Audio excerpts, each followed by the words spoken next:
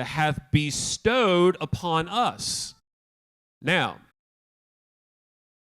that's God's action. Our action is, I want to look at you. I want to look at your love. I want to look at my whole life through the perspective of your love. And the next verb, like I said, is look at what he has bestowed.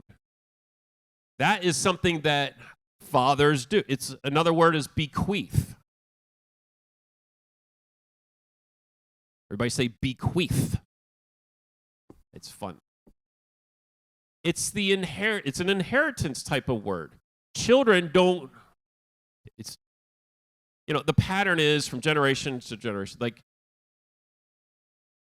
the concept, it's in every culture. It's the giving into the next generation something. So this is a father that has bestowed what? What is the object of the bestowing?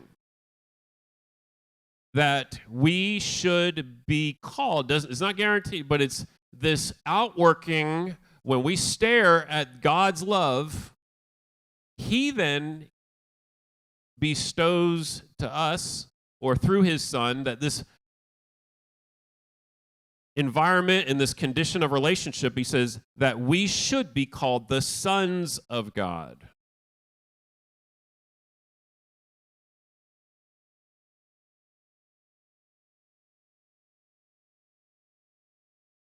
Bestowed.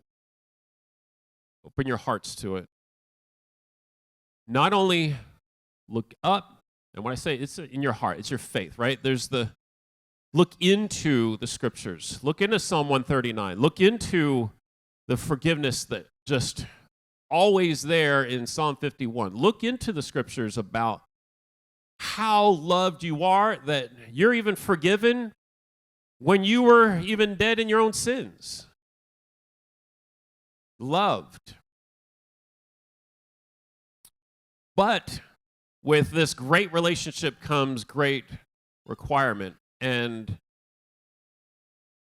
look at what he has given you. He's then moved you into sonship. Sons of God. That is an incredible title. That is an eternal title. Everything else, that whatever earthly forms, you'll have your long-term memory and experience, but this one takes them all. I'm trying to elicit your faith beyond, again, like what's for lunch? I wonder what this week looks like. We have those thoughts, folks, but you have to insert this on top of those thoughts. Because who you are is what you will end up doing. Who you are as in your identity. This is what the church has to meditate on, think about, because the sands are shifting.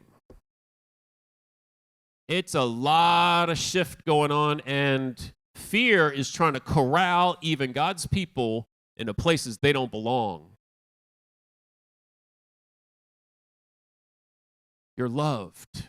There's no fear in love. Sons of God stare and really appreciate what manner. Look at the style that God loves us. Look, he's even given you to the earth to show his love. And then he ups it. Some of you have, family members right here, right now. You were created to extend and share the love of God with each other. But I feel like God's given you to me at the level that we have relationship because God loves me and he's given me you. I really love what God has done in this fellowship to protect and to preserve unloving from being the core of this fellowship. It is on the outs, and we always keep it on the outs. It doesn't belong here. So don't bring it. Well, work. This is where you give room to work at not bringing it, and this is a safe place to do that. So God bestows this place of relationship out of his love that we should be called the sons of God.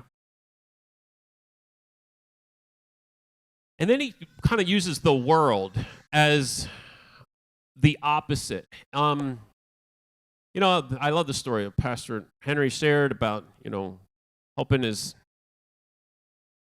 sons figure out which side of the fence they were going to be on. Are you sons of God or sons of the devil, right? That's a classic Pastor Henry. Are you sons of God or sons of the devil? Well, so when you hear the word world, that's sons of the devil, right? And God has given us this place of relationship called sons of God. Why? Therefore, the world or the sons of the devil knows us not because it or they knew him not.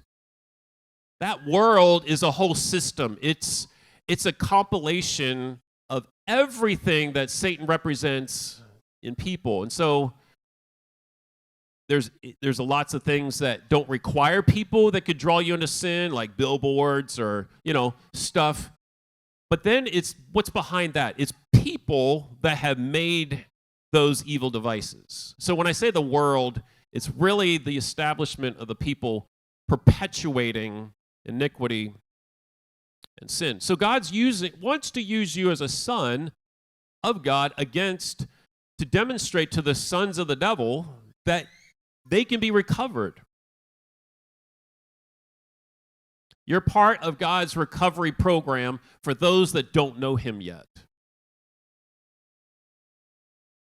You are a part of someone else's recovery program by what you do in your life. And he's providing us what we should do. We should behold his love and then accept the Son of God position. Don't fight it. Do not fight that place of eternal relationship that, again, you had no choice to become a human being, but this is where your chooser starts kicking in. And it can go really deep. You might be happy being a Christian, but folks, that doesn't mean that you're comfortable being a son of God. You could be at a place where it needs to shift there, and it goes into more affection. Where do you put your affections is what you become, is what you read in the scriptures. He wants you to put your affection on the process of being recovered and then moving into being part of a loving solution in return.